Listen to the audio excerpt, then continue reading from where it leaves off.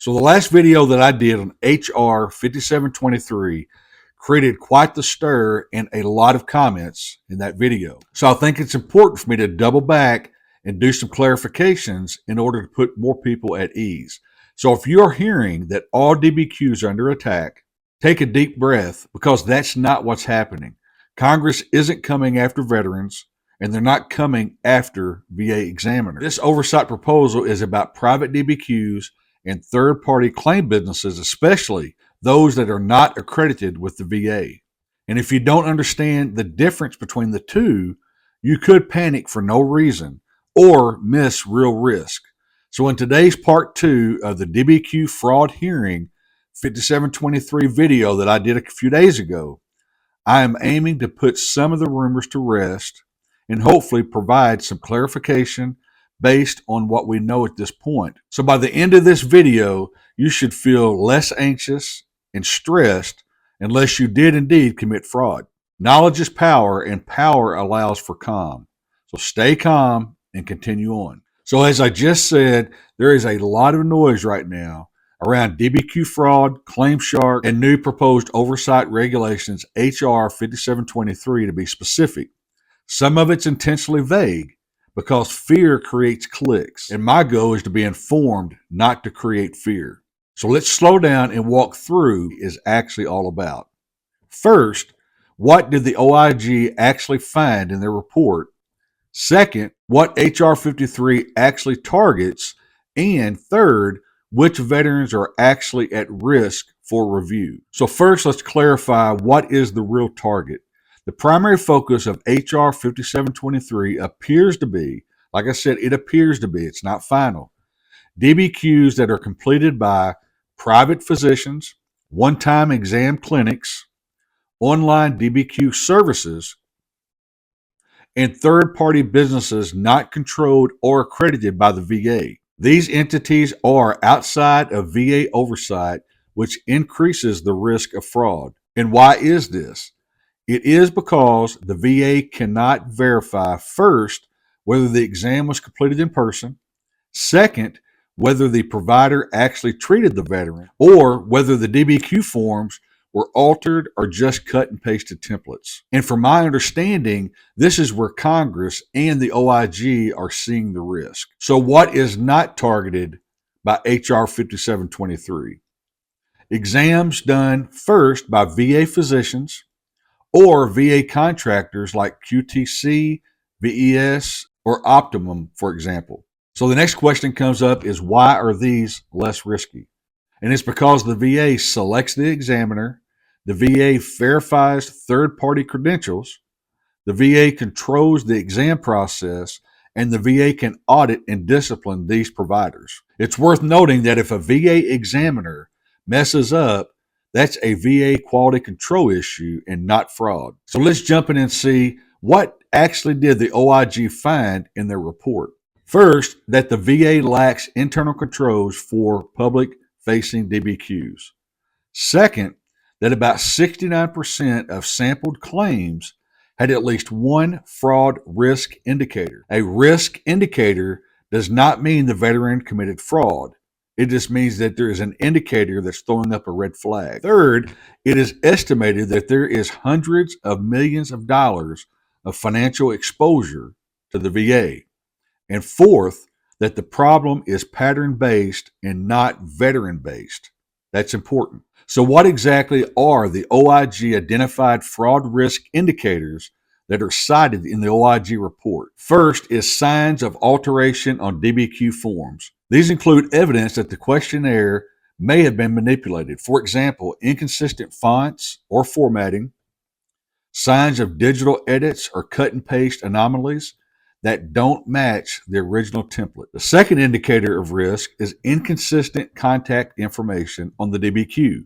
For example, the examiner contact details, the name, the address, the phone number, don't check out when verified through credential registries or professional licensing databases. Third, unreasonable exam distance.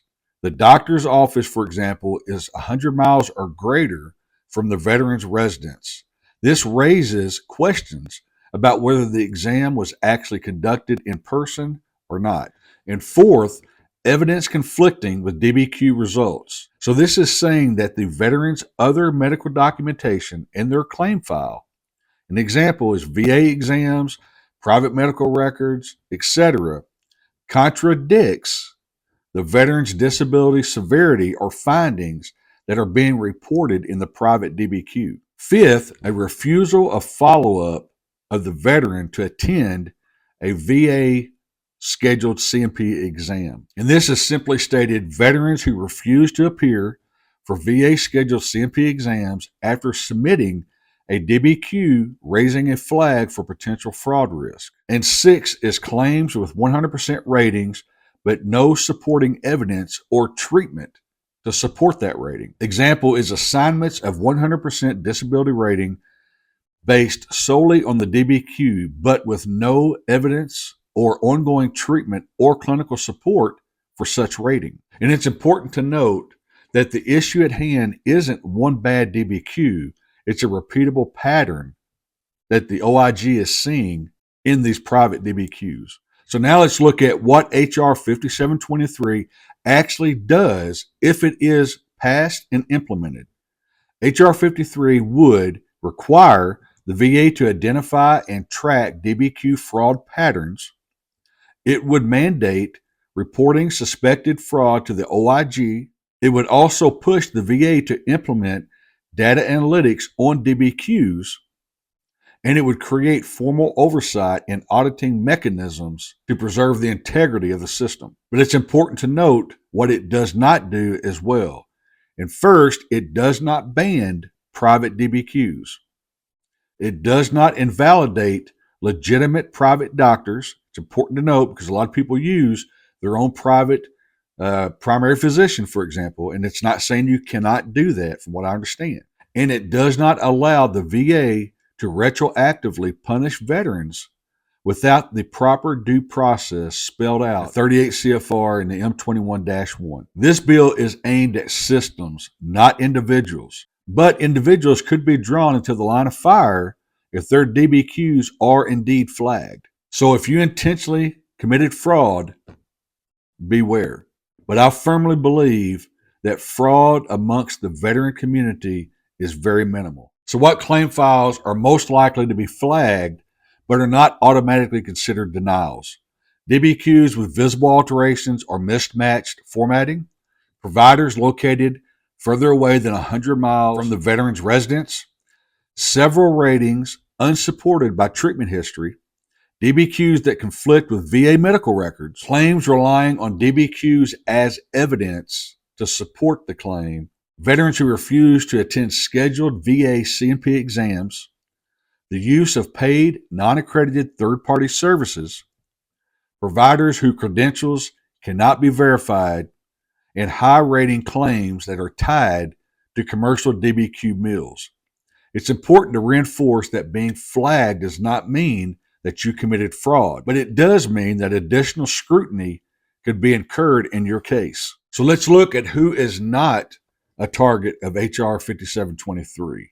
First, veterans who are using long-term treating private physicians, for example, your family doctor, veterans DBQs that are supported by medical evidence and medical records, veterans having legitimate evidence chains, history of care, and second, veterans who attend VA scheduled C&P exams, veterans who submit consistent documentation, and veterans who aren't paying DBQ mills for their disability ratings. So if your claim is real and supported by evidence, this oversight is not about you.